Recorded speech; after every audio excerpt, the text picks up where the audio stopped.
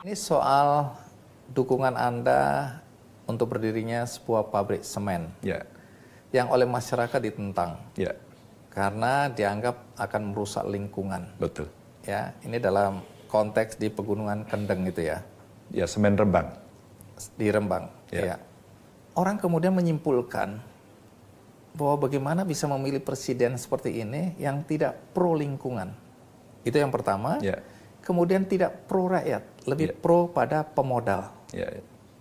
Bagaimana Anda menjelaskan? Kalau kasusnya nanti biar orang-orang yang baca atau melihat sendiri, tapi dalam hal ini Anda dituduh tidak pro lingkungan dan lebih pro pada pemodal daripada rakyat.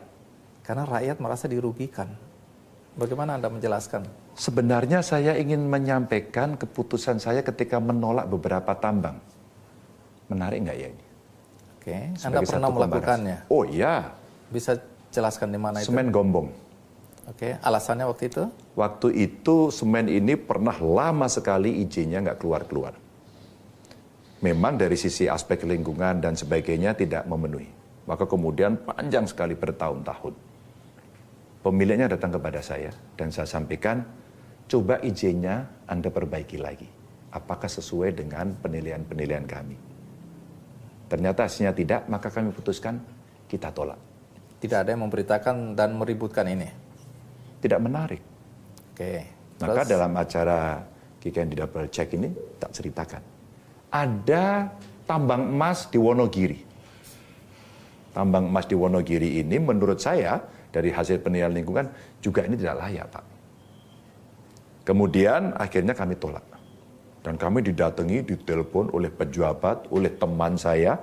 Dia datang bahwa, Mas Ganjar jangan menolak mendadak. Oh tidak, kalian berproses. Pada proses itu, hasil akhirnya kami putuskan. Dan keputusannya, mohon maaf, tidak menyenangkan Anda. Karena tidak sesuai. Kami sudah keluar uang banyak. Loh, semua kajian-kajian itu pasti ada investasinya di awal. Tapi keputusan harus saya sampaikan. 2. Dan akhirnya dia marah karena dia sahabat saya sampaikan kepada yang bersangkutan. Oke, buat saya persahabatan adalah persahabatan. Tapi kalau Anda mulai masuk di sini, kalau ini akhir dari persahabatan kita, saya akan lakukan. Meskipun saya tidak berharap itu. Pulang dia. Dan tidak terjadi. 3. Di alur Kendeng itu akan dibangun beberapa pabrik semen. Salah satu di Pati. Izin dikelola oleh Pemkab, sudah dikeluarkan. Lalu ada gugat-gugatan juga. Cukup ramai sebenarnya. Tapi lebih ramai Rembang. Yang di Pati ini akhirnya sampai ke Mahkamah Agung. Apa putusan Mahkamah Agung? Pabriknya menang. Tapi sampai ini tidak pernah dibangun. Oke. Ini. Dan terakhir saya kasih contoh, sahabat saya pernah menjadi pejabat tinggi di DPR, dia pimpinan, dia telepon saya, dia menyampaikan, Mas Ganjar saya mau bantu investasi di Jawa Tengah. Siap bos. Apa? Saya mau buat pabrik semen. Kalau yang lain saya bantu, tapi kalau itu tidak. Cerita ini saya sampaikan dan dia marah-marah kepada saya. Anda ini ternyata orang nggak jelas. Masa saya mau investasi ditolak gitu? Oh, saya tidak menolak. Saya kasih ruang investasi di tempat yang lain, tapi tidak di pabrik semen. Karena menurut saya sudah cukup. Dan disitulah saya bicara isu lingkungan. Sehingga kalau kemudian kita bicara in case pabrik semen Rembang, itu sudah terjadi sebelum saya. Baik. Tadi penjelasan Anda cukup jelas ya, mudah dipahami. Lalu kenapa yang pabrik semen di Rembang ini kemudian Anda izinkan, bahkan Anda melawan suara rakyat yang menolak? Di situ memang ada kalimat-kalimat Anda yang saya lihat, Anda mempertanyakan berapa jumlah orang yang setuju dan berapa jumlah orang yang tidak setuju. Kenapa sampai Anda berjuang seperti itu untuk mengizinkan pabrik semen itu? Apa bedanya dengan yang lain-lain tadi? Berbeda. Jadi izin ini, izin lokasi, kemudian lingkungannya ada di provinsi. Jadi satu persatu saya buka kembali karena izinnya sejak awal sudah keluar duluan. Maka kemudian ada gugatan dan kemudian ada putusan hakim yang mengatakan bahwa harus ada revisi. Intinya itu. Lalu saya telepon Mahkamah Agung. Apakah artinya pabriknya batal? Kalau ya saya tutup. Kemudian tidak, karena ini putusan PT UN.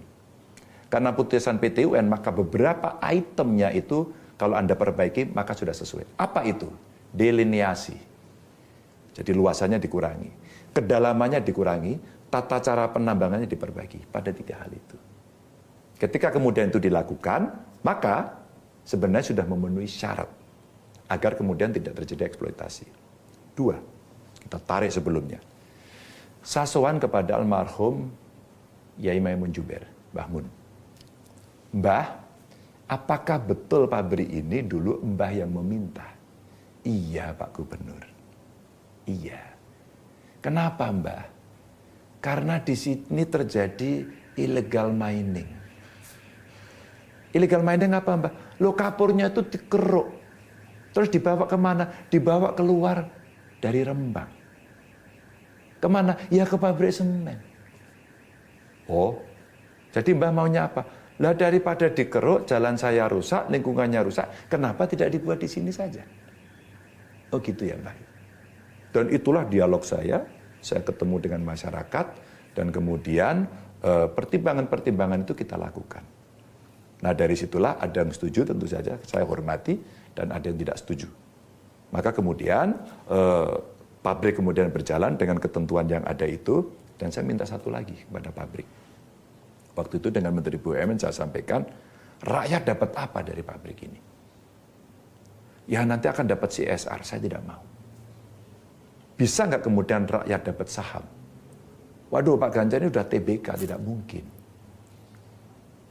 Yang bisa adalah kalau kita buat semacam anak perusahaan. Dan dia bisa mendapatkan saham nanti. Dan sekarang 6 desa punya saham di anak perusahaan. Anak usaha ini apa? Anak usahanya itu ada supplier untuk di pabrik semen ini. Dan sudah berjalan. Dan hari ini tadi saya ketemu dengan mereka di Cilacap, salah satunya pabrik itu. Saya sampaikan, kalau saya belum melihat 6 desa itu mendapatkan manfaat dari usahanya bersama semen ini, tidak pernah saya akan menginjakkan kaki ke sana. Tadi saya pesankan kepada mereka. Jadi sebenarnya dari sisi perhitungan-perhitungan pro lingkungan lah, katanya tidak pro rakyat, kemudian pro investasi, kami bisa memahami situasi pro kontra itu, tapi itulah sikap yang kemudian harus disampaikan. Dan kami jelaskan satu persatu kepada masyarakat dengan dialog yang berkali-kali. Menang! Indonesia! Maju! Barisan Soekarno!